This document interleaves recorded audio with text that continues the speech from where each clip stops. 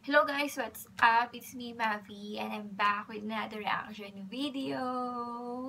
And for today's video, I'm gonna be reacting to the Pinoy Big Brother episode last night, yung nangyaring Harapang Tapatan.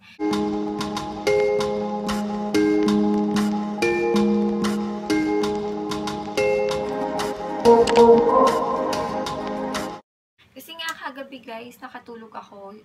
Inaabangan ko talaga yung episode na to. Kaso nakatulugan ko. So, now that I have time, my time ako mag-rest. So, I decided to make a reaction video of it. And, grabe kasi nagkakagulo sa Twitter world. Follow me on my Twitter account, guys. So, yan. Nagkakagulo. At, ang nauna nga pala si Lou, Chantel, and Andre. So, grabe, na-attach ako dun sa mga naging tweet nila. So, I'm excited na talagang panoorin to kanina pa, pero inasikaso ko pa yung alaga ko. If you're new to my channel, guys, don't forget to subscribe and click that notification bell so that you'll be notified if I upload a new video. So, without further ado, let's get into it. In 3, 2, 1, let's go. Ay, unahin ko nga pala yung kay Lou. Yun. So, check ko muna yung ng PBB. Harapang Tapatan. So, si Lou nga yung nauna. Lou na luha sa gitna na may tatanong sa kanya. Oh my gosh. Oh, but dalawa yung ni Lou. So, unahin natin to pinakauna. Lou, diretsahan, sinagot ang mga tanong laban sa kanya. Tayo natin yan, guys.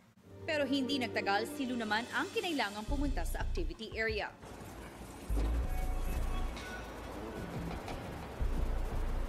Filipina Beauty, ang ganda ng niya. Face niya. Dumating dito yung tatay ko. Isa sa mga syempre importanteng tao sa buhay ko. Sobrang importante nito sa akin dahil ito yung nagbibigay ng lakas sa akin.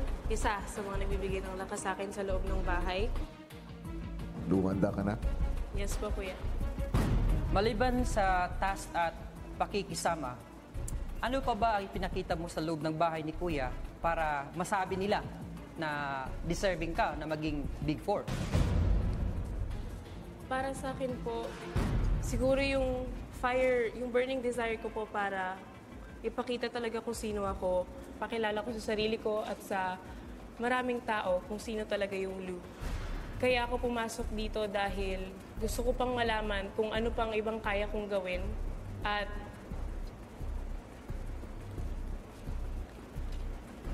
Wow. You're not answering the question, Lou. Ha? Sinagot na nga niya. Was that question hard? Oo, sige lang. Baka wala. Walang masabi. Oh, yun nga. Kasi kung meron, masasabi agad yun. Oo nga eh. Di na kailangan O di mag-isip. kaya nagpipigil. Ha? hindi yun. Alam kong may point ako at alam kong alam niyo yun. Ano nga yun? What's the point? Hindi namin maintindihan eh. Hindi namin maintindihan. Why do you deserve to be part of the Yun Big nga, Four? kailangan mo. Yung pagpapahalaga ko sa pamilya ko. Naipakita mo yun sa bahay ni Kuya? Sobra. Paano? Sila yung pinaghuhugutan ko ng lakas. Alam kong lahat ng tao nandito, isa yon sa mga ang inspirasyon nila para makatungtong ka, makaabot ka sa dulo. Pagpapahalaga para sa pamilya, kamo. So, there are issues na nandun sa loob ng bahay. You think that they're proud of you for doing that? They're very proud of me. Yung nangyari na parang Wait more lang, than... guys. Why you need to question the parents or the family kung gaano sila ka-proud sa isang tao, sa anak nila? Mark, you're a parent also, di ba? Kung nagkamali man yung anak mo, hindi ka pa rin magiging proud sa kanya. I mean, it's just a mistake, it's just a kiss. Sa tingin mo, gano'n mo na lang ikakahiya yung anak mo? My gosh! Magulang ka, you know how it feels. Diba? Kahit anong mangyari, anak mo yan. You're still proud of her or him.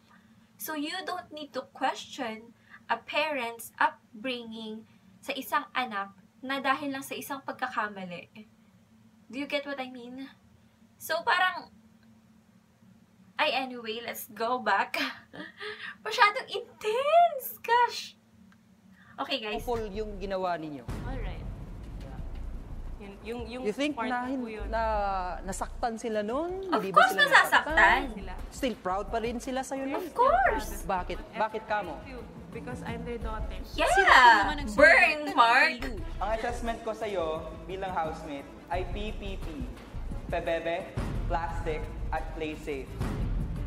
Pinakita mong substance pabebe at rin kaya si nag-rely ka sa Joaquin. pagiging pretty mo na hindi ka makaisip kaagad ng sagot kanina kung ano yung maliban sa Hindi pagiging naman. ganda mo. Because being pretty is not a personality, Lou.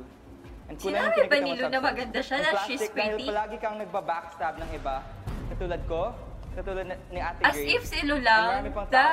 Ano masasabi mo tungkol dito? Don't assess a person kung ikaw din naman ganun, diba? You know what I mean? Challengers. Ang assessment ko sa'yo bilang housemate ay PPP.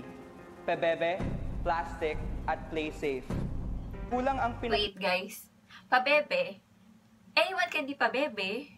Kahit ako minsan, nagiging pabebe ako. And then plastic, kahit sino naman sa atin, kahit sino sa mga housemate na yan, may mga plastic dyan. I know, right? Kahit sa loob dyan, kahit hindi ako naging, tayong mga viewers, diba? Malalaman din natin kung sino yung nagiging plastic sa loob ng bahay. Dahil paglabas na paglabas, diba? Nalalaman natin yung totoong ugali nila. And then yung play safe, paano magiging play safe yan? Nagkalikan na nga sila sa pool, magiging play safe pa rin ba yun? Na alam na nila sa sarili nila na mahuhusgahan sila? Play safe pa ba yun? My gosh. Okay, let's Kita mong go, guys. substance at nagre-rely ka sa pagiging pretty mo because being pretty is not a personality, Lou. Wait, guys, another one. She didn't claim na maganda siya. She didn't say na she's pretty. Alam niyo yun? Well, let's go again. And plastic dahil palagi kang nagbabackstab ng iba. Katulad ko, katulad ni Ate Grace, marami kang na-backstab. Wait, again. Hindi lang naman sila yung nag-backstab. Don't assess someone na alam mo sa sarili mo na ginagawa mo din. You know what I mean? Hindi lang silong nag-backstab. Alam na yan ng mga viewers. And marami sa kanila nag-backstab. Play Okay, safe let's naman go kasi again, never ka guys. nagtitake ng risk. So, ano masasabi mo tungkol dito? Hindi ako nagtitake ng risk. Okay. Pabebe, I'm just being me. Pabebe, sige. Okay, go. Do you agree with that? Yeah? Okay, go. I can be pabebe whenever I want to be. You see, I Okay. told ya. Me as You're well. okay I with can be you pabebe being whenever I pabebe and want. not showing substance. You're okay with that? Oh, I have substance. I know that in myself. Of I don't have course. to prove that to anyone else. Ano yung substance No, na but yun? that's the point of this, Lou, proving it to other people if you want to inspire others, diba? Gusto may pakita yan sa mga tao na hindi ka lang yung modelong maganda at naghaharutan sa isa pang modelo. Yun na lang ba yung masasabi nila about yung harutan nila? Oo. Hindi ako makapag-isip na nakatingin sa inyo. Lahat. Baka ibig sabihin, plastic ka sa amin. Iko! Kasi plastic ka sa amin, kasi hindi mo sinasabi yung Ano yung ipinakita mong substance, Lou? Kasi lagi siya nag-iisip nang wala tayo. Doon niya napapalabas yung galit niya, yung Yeah, sabi mo, insecurities niya. hindi ka makasabi sa harap What? namin. Wait. Sinabi ni Mary Grace, insecurities? Excuse me. What are you saying, girl? Oh my gosh. Lahat ganito yung mga... Parang ina-attack na siya eh. They were not questioning. I mean, hindi siya criticize. Parang they're bullying her na sinasabi na nila ng ganyan. Parang, yung mga sama ng loob nila, sinasabi na nila eh, 'di ba? Hindi na yung about nanggagaling sa mga taong bayan na question eh. No. I mean, I think that's not right. Okay, let's go, guys. Yun That's why you yung backstab personality niya. people and people bebe in front of people, but when you're behind their backs, that's when you backstab. I backstab. Yes, you did. Tell me you didn't backstab me, Lou. Wow. Ako. I did a bit just Hindi lang naman because sila yung nag-backstab I know na I nung can time tell na you yun. straight because I'm scared how you'll react. Because takot ako, alam kong marami kang pinag-iisipan. kahit hindi mo sabihin sa akin, marami akong kaibigan naging tulad mo. Burn, Joachim. Diba si Ate Mary Grace? About sa cleaning na yun. Paparinig siya ng paparinig. Hindi na lang niya sabihin. Ako na lang mag-start. Kasi nakita ko yun eh. Kung paano mo ako inirapan. Kuya, pag may time kayo, sabihin mo sila maglinis ng kwarto nyo. Dahil sanay ako nung dati sa bahay na hindi talaga ako naglilinis. Bakit mo kailangang masamain yun ang sinasabi ko at kailangan maging yun ang reaction mo? Yun yung time na yun, Ate Mary Grace. Na? Alam pa yun ni Ate Mitch. Hindi ako nasanay sa bahay na iba ang nag-uutos. Ngayon, ang tanong doon bakit mo hindi sinasabi kagad sa tao? Bakit sa iba pa? If you can't answer the Kasi question, you have to press the button. Ganyan ka, backstabber ka din. Okay. ka ba o hindi? You have to answer the question. Hindi ka backstabber. Kung backstabbing yun, backstabbing, ayoko makasakit ng tao. Yun nga. Mas masakit after. Hindi dahil nagiging play safe ako. Pero Sanay ako wait. na sa akin ko lang sinasabi, iniinda ko lahat ng sakit. Wala akong ibang pinagsasabihin, maski pamilya ko. Kaya mas okay sa'yo tawagang backstabber kaysa makasakit ka ng damdamin kasi ayaw mo mag-confront? Why not? Ay, hindi pa totoo yun. Bakit ka nagbabackstab? Ba't di niya sabihin ngayon sa mga loob niya sa inyo? Dahil sa totoo lang, feeling ko hindi niya ako kinikilala bilang tao.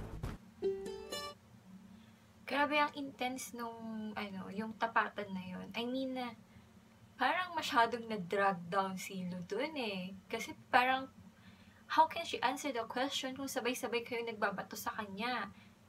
Alam niyo yun? Yung parang, kung ako yun sasabog ako, feeling ko parang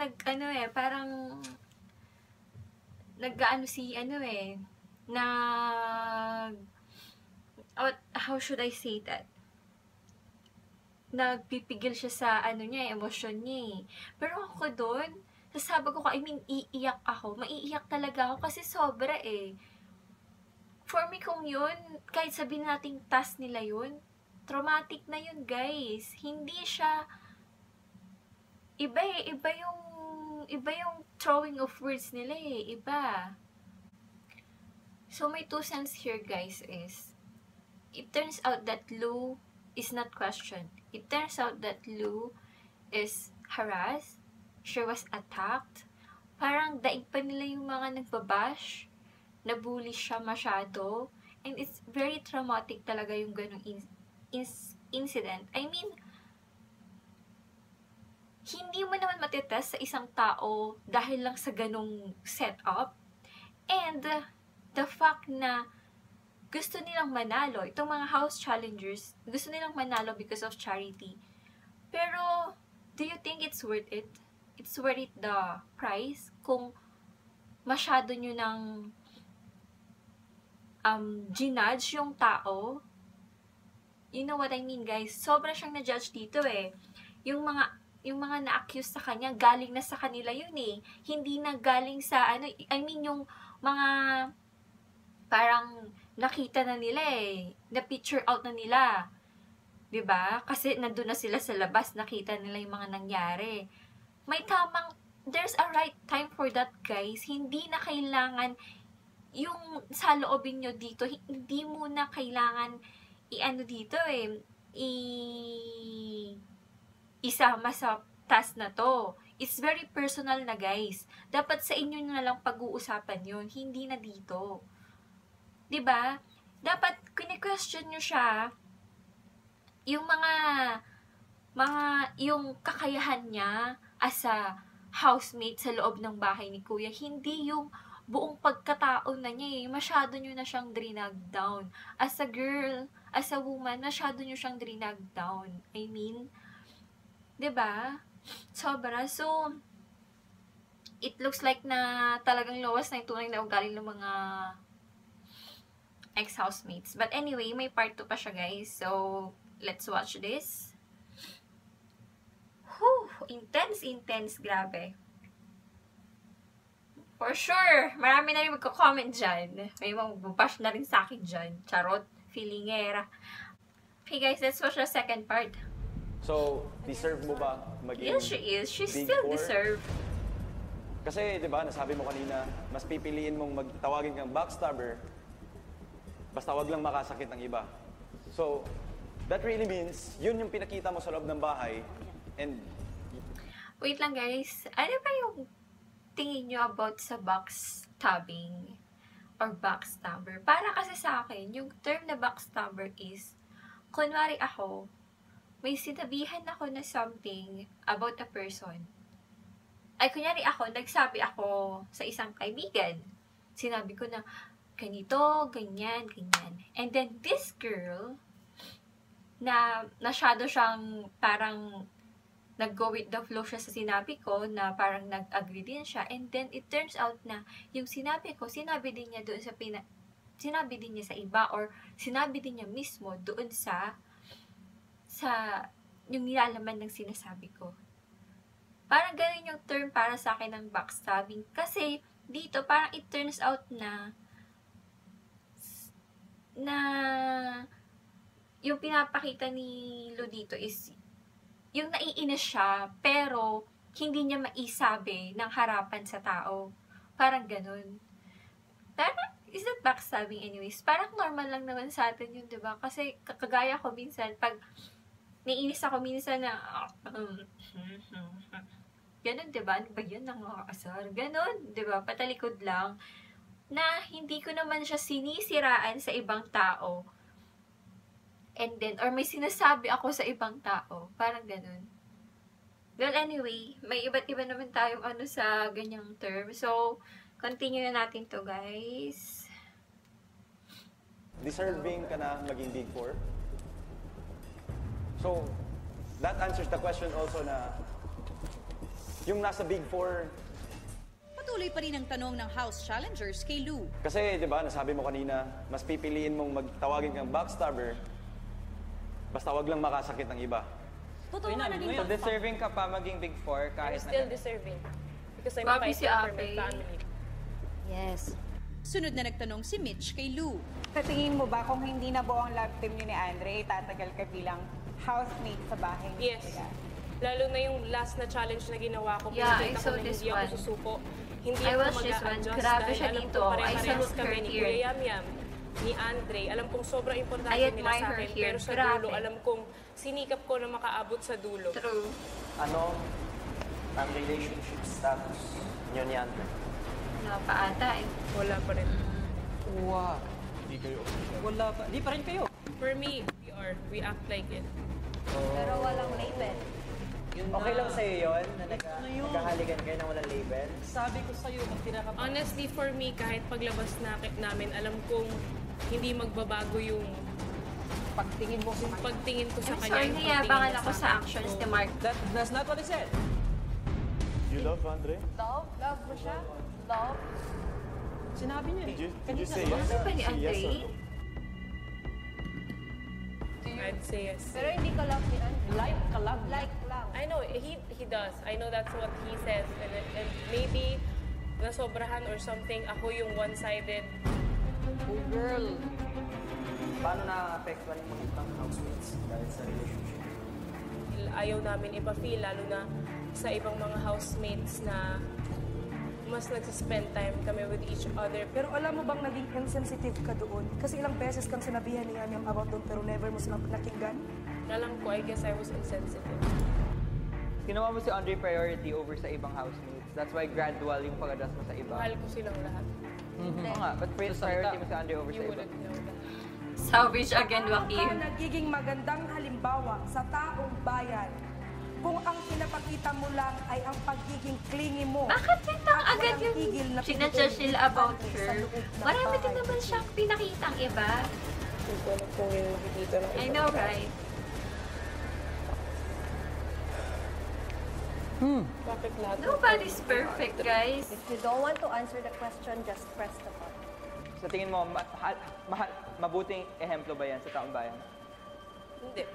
Hindi. Oh, So bakit deserving parang ka pa rin ba? Yes, Yes, of I'm course. still Maging harder and Dahil sa harder akin, lang. nagpakatotoo pa rin ako. Nobody's perfect. I'm waiting for that Maya-maya clue. pa, Lu, tapos na ang pagtatanong.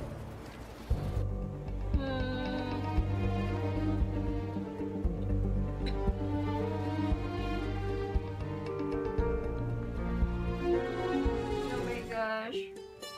May Lulu. My Lulu. Okay, there you go, guys. There you go, guys. So, yes, I understand the house challengers or the ex-housemate doing their job or their task para mapanalo yung prize for their chosen charity. But I think, is it worth the price if ganun naman yung mga binabato nyo? I mean, you're out of the limit na, guys. It's out of the limits. Na, how should I say this one? Yes, you cannot please anyone. Marami tayong rants about that person. Pero guys, may tamang time para sabihin yan sa kanya. Not in this moment or not in this task. Kasi, masyado nyo siyang drinag down. Parang bully na yung nangyari eh, diba? Parang bully na, you attacked her. You're not questioning her, you attacked her. Diba yung kay Apay pa doon, yung pagkasabi yung backstabber ka nga. Grabe yun, grabe. Ano na yun eh, traumatic na yun for a person. Diba? And dun sa substance, sinabi na wala siyang substance. Lou is a woman of substance.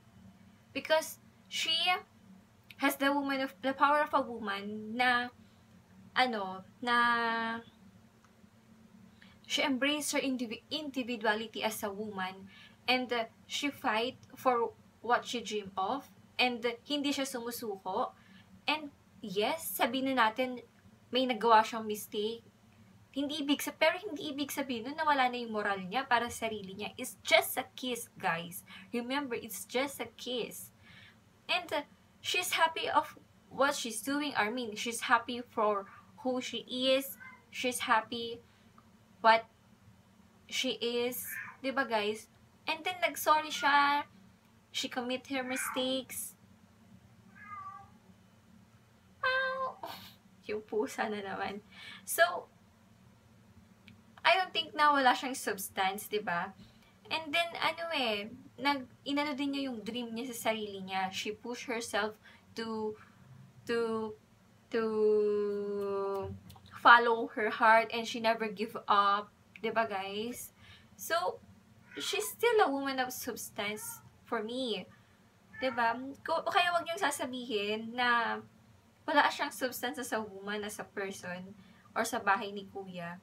Sabi ko nga dun sa tweet ko sa Twitter, may tweet ako dun sa Twitter, guys, na yung parang, if you do not like something, guys, if you don't like doing something, it doesn't mean that other people should not do it too.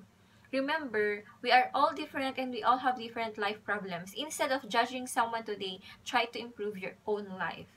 And next one is, every one of us take different roads by seeking fulfillment in life and own happiness. Just because they're not on your road, it doesn't mean they are lost. Just saying. And last one is, if someone does something you don't like, perhaps think of it as if they are simply solving a problem in a different way than you would, or maybe they have a different timetable than you do. This may help you be more open-minded and accepting of their behavior. So yun, guys. So for me, Lou deserves in Big 4. Team Life! So there you go, guys. Thank you for watching, and my next reaction video is for Andre, and see you on my next reaction video. And don't forget to give it a thumbs up, guys. See you! Ang ingay ng pusa!